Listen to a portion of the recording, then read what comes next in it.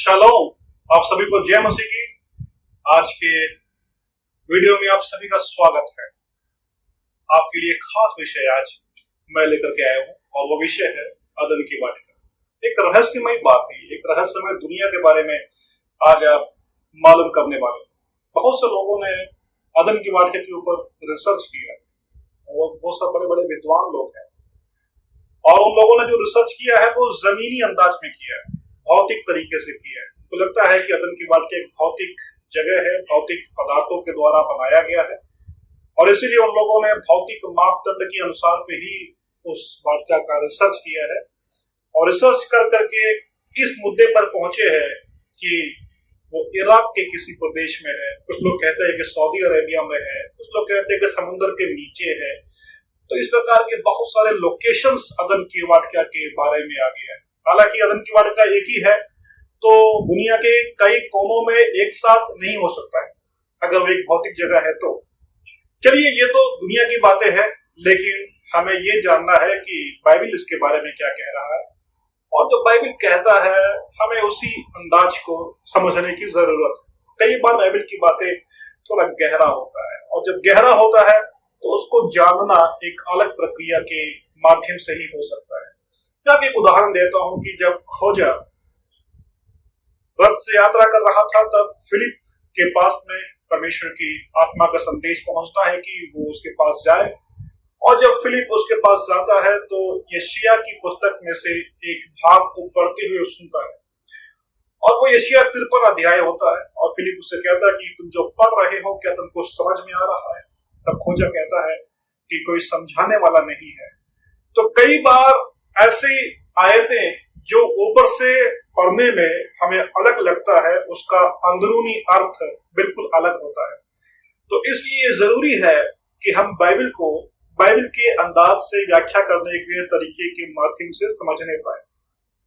तो आज मैं आपके सामने जो बताने वाला हूं वो ये है कि जब प्रभु ने संसार की सृष्टि की, जैसे कि अगर आप कोलोसी की पत्री पहला अध्याय का 16वां आयत पढ़ते हैं तो वहां पर इस प्रकार से हम देखते हैं कि परमेश्वर ने दृश्य और अदृश्य दोनों वस्तुओं की सृष्टि की।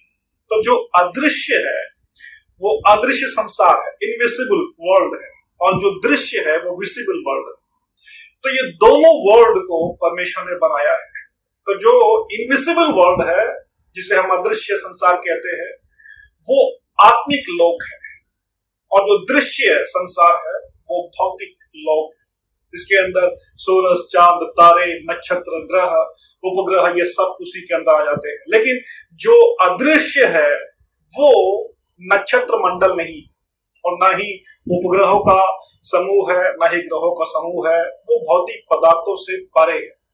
तो इसलिए उसे इनविजिबल वर्ल्ड या अदृश्य संसार कहते हैं। तो अदृश्य संसार को आप आत्मलोक के रूप में, आत्मा का लोक या संसार के रूप में समझ सकते हैं। और जो दृश्य संसार है वो भौतिक पदार्थों के द्वारा बनाया गया संसार है। तो दो तरह के संसार है जो प्रभु ने बनाए। और उत्पत्ति की पुस्तक पहला अध्याय अगर आपने पढ़ा होगा तो आपको याद होगा, आपको पता होगा कि परमेश्वर ने संपूर्ण सृष्टि जो है 6 दिन में किया है। हाँ, 6 दिन में किया है। 6 दिन के पहले दिन नहीं थे, 6 दिन के अंदर ही सारे वस्तुओं की सृष्टि हुई है और 7वें दिन परमेश्वर ने विश्राम किया है। तो निर्गमन की पुस्तक उसका 20 अध्याय 11वें आयत में भी इस प्रकार से मूसा कहते हैं कि आकाश, पृथ्वी, समुद्र और उसके अंदर जो कुछ भी है वो सब कुछ परमेश्वर ने 6 दिनों के अंदर बनाया है। तो जो कुछ भी है, अब चाहे वो दृश्य हो या अदृश्य हो, 6 दिन में बनाया गया है। तो आप यहां पर समझ सकते हैं कि जो आत्मलोक है वो परमेश्वर ने हो ना हो पहले ही दिन बनाया होगा। क्योंकि अय्यूब की पुस्तक में हम इस प्रकार से देखते हैं कि जब परमेश्वर ने पृथ्वी की नींव डाली तब प्रकाश के जो पुत्र है, गौर के तारे हैं, जो स्वर्गीय दूत थे, वो परमेश्वर की महिमा कर रहे थे। तो दूतों की जो सृष्टि है वो पृथ्वी की नींव के पहले ही बना दिया गया था, हो चुका था। तो इसीलिए मैं आपसे कह रहा हूं कि जो आत्मा का संसार है वो आत्मा का संसार सबसे पहले बनाया गया था, प्रथम दिन के शुरुआत में ही बना दिया गया था। और उसके बाद जो है दृश्य संसार के निर्माण शुरू होता है। तो ये दो संसार आप याद रखिएगा, दो संसार, पहला है अदृश्य संसार और दूसरा है दृश्य संसार। दृश्य संसार के ऊपर जो कंट्रोलिंग पावर है वो अदृश्य संसार करता है, और अदृश्य संसार के ऊपर जो कंट्रोलिंग पावर है वो परमेश्वर करता है। तो आप इस प्रकार से एक मन में सोचिए, आप एक छोटा सर्कल बनाते हैं, वो सर्कल दृश्य संसार है, उसके बाहर एक और सर्कल बनाते हैं आप, और वो अदृश्य संसार है, और उसके बाहर एक और सर्कल आप बनाते हैं, वो परमेश्वर है। यानी कि सारे वस्तुओं की जो सृष्टि हुई है वो परमेश्वर के अंदर हुई है, परमेश्वर के बाहर कुछ भी नहीं है, कुछ भी परमेश्वर के बाहर नहीं किया है। हर एक वस्तु, चाहे वो अनदेखी हो, चाहे वो देखी की वस्तु हो, चाहे वो सिंहासन हो, प्रभुताएं हो, सारी की सारी जो वस्तुएं हैं वो परमेश्वर में ही बनाई गई है। तो अब आप यहाँ पर सोचिए कि परमेश्वर जो है वो इस संसार के अंदर समा नहीं पाता। इसीलिए जब सुलेमान परमेश्वर के लिए मंदिर बनाने के लिए सोच रहा था, तब परमेश्वर कहता है कि स्वर्ग मेरा सिंहासन है, पृथ्वी मेरे पांव की चौकी है, तू मेरे लिए कैसा भवन बनाएगा। तो भवन जो है परमेश्वर के लिए बनाना एक बहुत ही अजीब एक सोच थी, क्योंकि स्वर्ग सिंहासन है और पृथ्वी परमेश्वर की पांव की चौकी है, तो परमेश्वर कहां पर आने वाला है। तो पूरे ब्रह्मांड में भी परमेश्वर समा नहीं सकता है, पूरे ब्रह्मांड भी परमेश्वर को अपने अंदर भर नहीं सकता है। क्यों ऐसा है? क्योंकि ये ब्रह्मांड परमेश्वर में है, परमेश्वर के अंदर। तो अब परमेश्वर जो है इस ब्रह्मांड से भी महान है, और परमेश्वर की सृष्टि है ये ब्रह्मांड, चाहे वो अदृश्य ब्रह्मांड हो या फिर दृश्य ब्रह्मांड हो। और अब प्रेरित पौलुस जो प्रेरितों की पुस्तक 17 अध्याय में जब प्रचार कर रहे होते हैं अन्य जातियों के सामने, तो प्रेरित पौलुस इस प्रकार से कहते हैं। मैं आपके लिए वो आयत यहाँ पर बताऊंगा ताकि आप जो है परमेश्वर के वचन से भी इन बातों को आप समझ सके। आप यहाँ पर प्रेरितों की पुस्तक 17 अध्याय उसका 28 में इस प्रकार से कहता है कि हम सब परमेश्वर में ही जीवित रहते और चलते फिरते और स्थिर रहते हैं, हम सब। तो पौलुस कहता है, जो अन्यजाति सामने खड़े थे उनसे कह रहा है कि हम सब लोग परमेश्वर में ही चलते फिरते हैं। तो ये जो ये सृष्टि हुई है, जो ये मानवता है या जो भी ब्रह्मांड बनाया गया है, वो सारी के सारी जो सृष्टि है परमेश्वर के अंदर है, परमेश्वर में है, परमेश्वर में स्थिर रहते हैं, परमेश्वर में हम चलते और फिरते उठते बैठते हैं। तो आप यहाँ पर बिल्कुल सही समझ रहे हैं कि ये सृष्टि परमेश्वर के अंदर है। तो God is the supreme authority, परमेश्वर जो है सुप्रीम अथॉरिटी है, और वो सारे ब्रह्मांड को जो है अपने काबू में रखता है, अपने कंट्रोल में रखता है।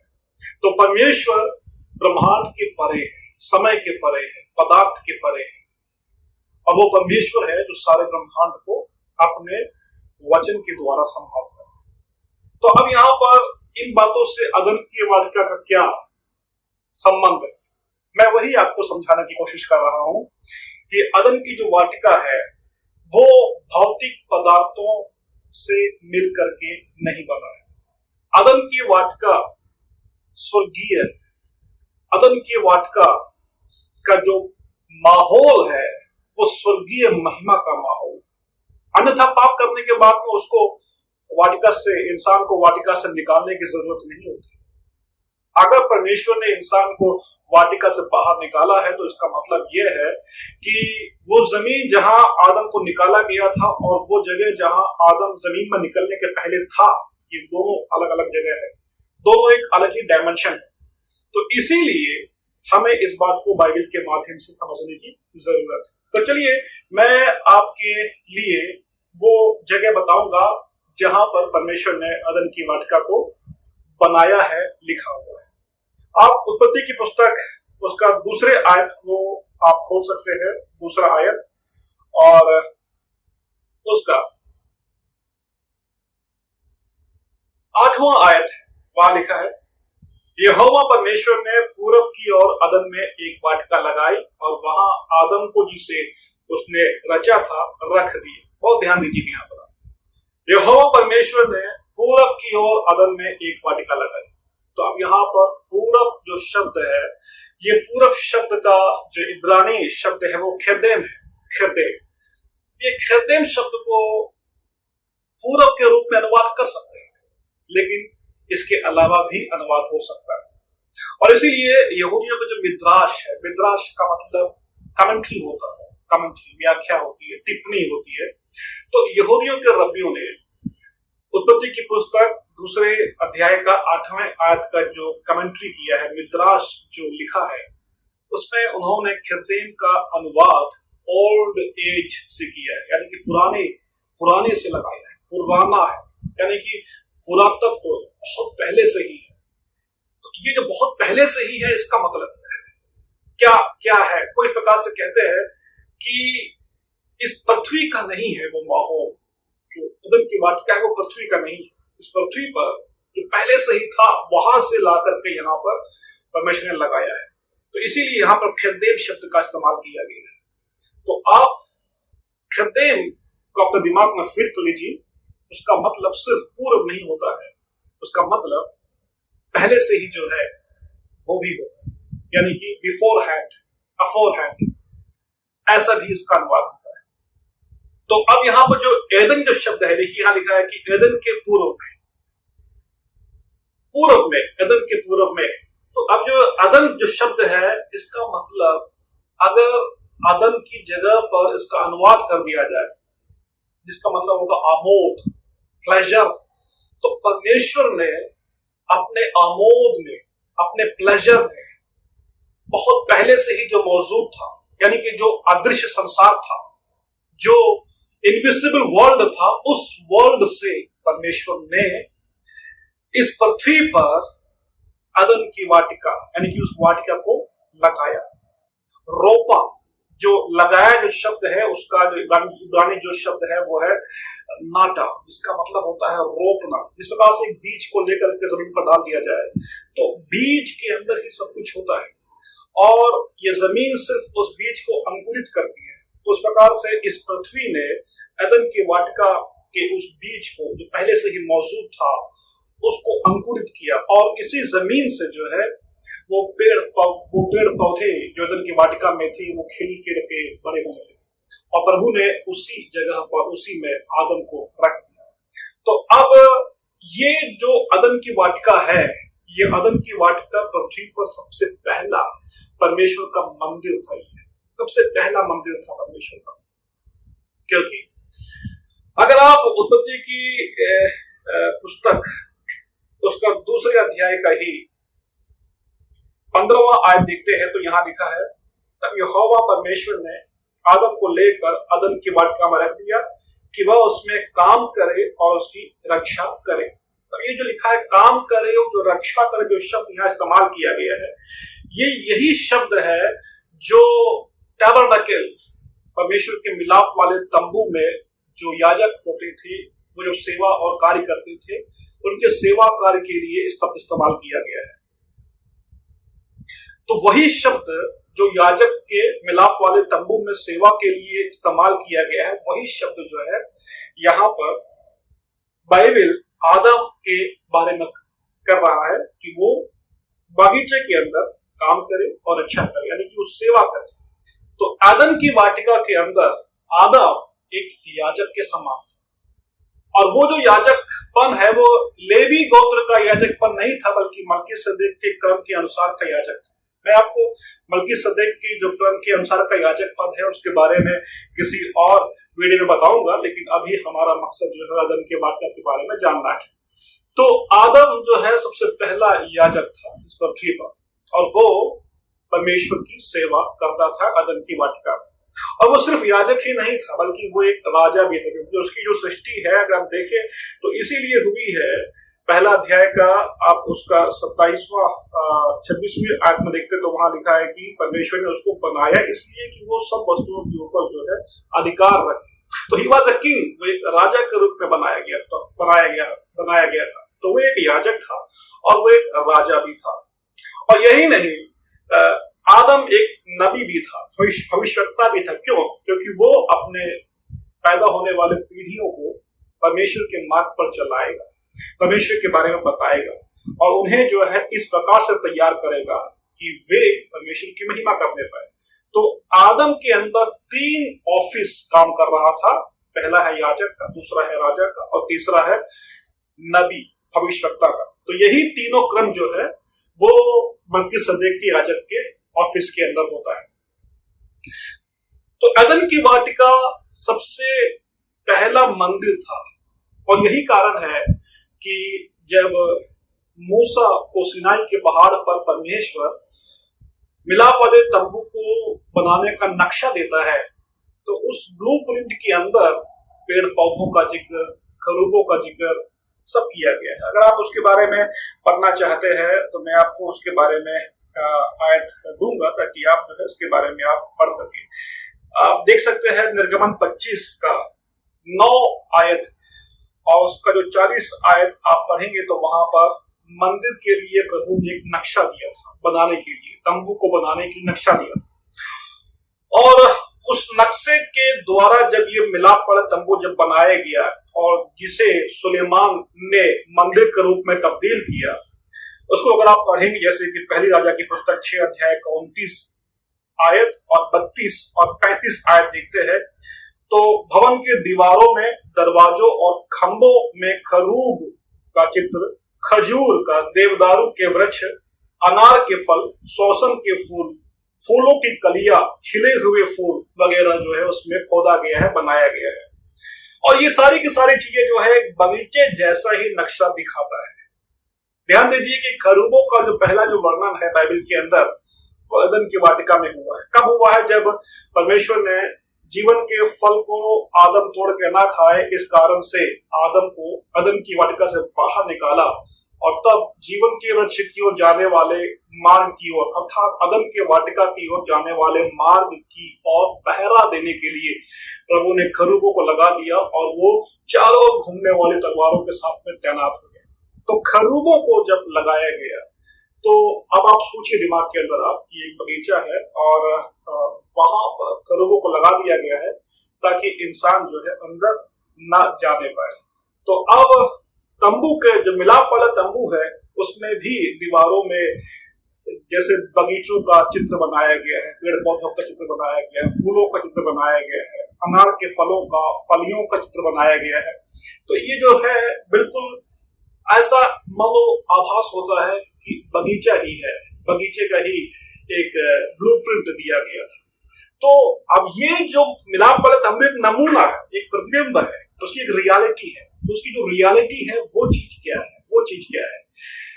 हाँ, ये स्वर्ग का नमूना है। अब आप पौलुस की जो जुबानी में इब्रानियों की पत्री है उसका 8वां अध्याय का 4 और 5 आयत को पढ़ते हैं तो वहां पर लिखकर रखा है कि स्वर्ग पर के मंदिर का नमूना था मिलाप वाला तंबू का जो बनाने की प्रक्रिया थी। तो बिल्कुल साफ है कि तंबू जो है एक नमूना था और उसका जो रियलिटी था, जो वास्तविकता था, वो स्वर्गीय था। तो स्वर्गीय मंदिर था और स्वर्गीय एक पैराडाइज था, स्वर्गीय एक बगीचा था और उस बगीचे का बिल्कुल नमूना था, नकल था मिलाप वाला तंबू। तो अब ये जो स्वर्गीय जो मंदिर है या जो स्वर्गीय जो बगीचा है वो चीज है क्या? वो चीज इसको जो है पैराडाइज कहते हैं, परदीसा, पैराडाइज इसे कहते हैं। जब उत्पत्ति की पुस्तक में 2 अध्याय में जो एदन की वाटिका का जो वर्णन किया गया, जो वाटिका जो शब्द है जिसे हम दूसरी शब्द में बगीचा कहते हैं, तो जब इसका सेप्टुजेंट ने यानी कि जब 70 यहूदी विद्वानों ने, उसमें कहते हैं कि 72 भी हो सकते हैं, तो 70 या 72 यहूदी विद्वानों ने इब्रानी बाइबल का मिस्र के राजा टोलमी के कहने पर अनुवाद किया ग्रीक भाषा में। तो उन लोगों ने बगीचा जो शब्द है उसको ग्रीक में पैराडाइस के रूप में लिखा, पैराडिसोन के रूप में लिखा और उसी से जो है पैराडाइस शब्द ज्यादा इस्तेमाल में आने लगा और इसीलिए हम लोग उसे पैराडाइस कहते हैं, परदीसा कहते हैं। तो ये जो पैराडाइस है, ये पैराडाइस कितने हैं? ये स्वर्गीय पैराडाइस है। तो स्वर्गीय पैराडाइस जो है वो इंसान के संबंध में एक ही है और वो पैराडाइज परमेश्वर ने बनाया था। और ये पैराडाइज जो पूरब जो शब्द है, जैसे हमने पढ़ा था कि परमेश्वर ने अदन के पूरब में, जो पूरब है वो पहले से ही जो मौजूद है, यानी कि जो स्वर्गीय था, उस स्वर्गीय अनुभव को, स्वर्गीय बगीचे को, पैराडाइज को प्रभु ने जमीन में प्रभु ने लगाया, जमीन में लगाया। तो जो आज हमारे दिमाग के अंदर जो स्वर्गीय और भौतिकता के मध्य में जो बैरियर आया है, या जो अंतराल जो आया है, जो गैप आया है, वो गैप का सबसे बड़ा कारण जो है इंसान का पाप है। तो पाप वो कारण है जिसके कारण अदृश्य और दृश्य संसार अलग हो गया। लेकिन पहले ऐसा नहीं था।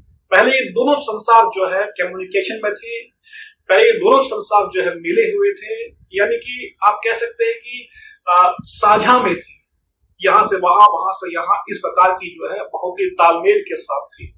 लेकिन जब पाप हुआ तो पाप होने के पश्चात अदन की जो वाटिका है इस पृथ्वी पर अदृश्य हो गई, अदृश्य हो गई। इसका मैं आपको एक प्रमाण में आपको दूंगा। मैं आप उसका जो तीसरा उत्पत्ति की पुस्तक तीसरा अध्याय अगर आप निकालते हैं तो आप उसके 23वें आयत को देखिए। क्या लिखा है? इसलिए यहोवा परमेश्वर ने उसको अदन की वाटिका में से निकाल दिया कि वह उस भूमि पर खेती करे जिसमें से वह बनाया गया था। आप वो ध्यान सुनिएगा, जब परमेश्वर को मालूम पड़ा कि अब ये जीवन के वृक्ष के फल की और अपने हाथ को बढ़ाएगा, उसे तोड़ेगा, खाएगा और इस कारण वो हमेशा जीवित रहेगा, तो प्रभु ये नहीं चाहता था कि इंसान की जो दशा है हमेशा पाप में ही हो और वो पापी ही रहे और परमेश्वर से हमेशा अलग होकर के जीवित रहे। प्रभु ये नहीं चाहते थे। तो इसलिए प्रभु ने क्या किया? अपने प्रेम के कारण इंसान को बगीचे में से निकाल दिया। अब निकाल दिया तो कहां निकाला, किस जगह निकाला? यहां लिखा है उस जमीन में, उस भूमि में जहां से वो बनाया गया था। अब देखिए, वो भूमि जहां से वो बनाया गया है, अगर वहां निकाल दिया है तो ये अदन की वाटिका कुछ और ही डायमेंशन है, कुछ और ही आयाम है। तो अदन की वाटिका अगर उसका जमीन जो है अगर आदम को बनाई हुई भूमि होता तो ऐसा कहने की क्या जरूरत थी कि अदन की वाटिका से इंसान को उस भूमि में निकाल दिया गया जहां से वो बनाया गया था कि वहां खेती करे। तो इसमें कोई तुक नहीं बनता है। तो आप समझ रहे होंगे यहां पर कि अदन की वाटिका का आयाम दूसरा है, डायमेंशन दूसरा है। हाँ, ये जमीन पर ही था, इसी भूमि पर ही था, लेकिन उसका डायमेंशन जो है वो जमीनी नहीं था, भौतिक नहीं था, बल्कि वो स्वर्गीय था। और जब प्रभु ने खरूबों को पहरे के लिए लगाया तो अदन की वाटिका पूरी की पूरी जो है अदृश्य, यानी कि प्रभु ने उसे इंसान के लिए अदृश्य कर दिया। तो आप ऐसा सोच सकते हैं कि अदन की वाटिका में इंसान था और प्रभु ने देखा कि वो फल खा सकता है और प्रभु ने पहरे पर लगाया, और जब पहरे पर लगाया तो अब जो ये वाटिका है वो अदृश्य होगी, यानी कि गायब होगी, इंसान की आंखों से ओझल हो गया। और जब ओझल हो गया तो इसका मतलब यह है कि उसे निकाल दिया गया। तो अब इंसान जो है चाह करके भी अदन की वाटिका की ओर नहीं जा सकता है। क्यों? क्योंकि वो उसके लिए गायब हो गया, अदृश्य हो गया। तो अदन की जो वाटिका है वो अदृश्य हो गया, वो गायब हो गया। अन्यथा कहां पर है खरूब? कुछ लोग कहते हैं कि जल प्रलय, नूह के समय जो जल प्रलय हुआ, उस जल प्रलय ने वाटिका को तबाह कर दिया। कैसे कह सकते हैं कि तबाह कर दिया? अरे खरूबों को वहां लगाया गया है, तलवार जो घूमती रहती है चारों ओर आग की वो लगाया गया है, जीवन का पेड़ वहां पर है और प्रलय ने जीवन के पेड़ को नष्ट कर दिया। अरे वो पेड़ जो जीवन देता है और जिसको खाने से आदम हमेशा जिंदा रह सकता था, उसको तबाह कर दिया। जहां पाप का असर ही नहीं हुआ है। अगर पाप का असर वहां होता तो परमेश्वर आदम को वहां से बाहर नहीं निकालता, बल्कि आदम को वहां निकाला है जहां पर खर्च, जहां पर श्राप ने काम किया है, और उस जमीन पर काम किया है जहां से आदम निकाला गया था, उस पृथ्वी पर काम किया है जहां से आदम निकाला गया था। और पाप के बाद में प्रभु ने उसे अदन की वाटिका से निकाल दिया, मतलब उस जगह की ओर जो श्रापित हो चुका है वहां निकाल दिया परमेश्वर ने। तो अब प्रलय आके वाटिका को क्यों तबाह करेगा? जहां पाप का अंश गया ही नहीं है, जहां पाप का प्रभाव पहुंचा ही नहीं है। पाप वहीं पर हुआ, लेकिन पाप ने वाटिका को प्रभावित नहीं किया। क्यों नहीं किया? कारण यह है कि वो वाटिका स्वर्गीय था, और स्वर्गीय माहौल से, स्वर्गीय महिमा से परमेश्वर ने आदम को निष्कासित कर दिया और वाटिका गायब हो गई।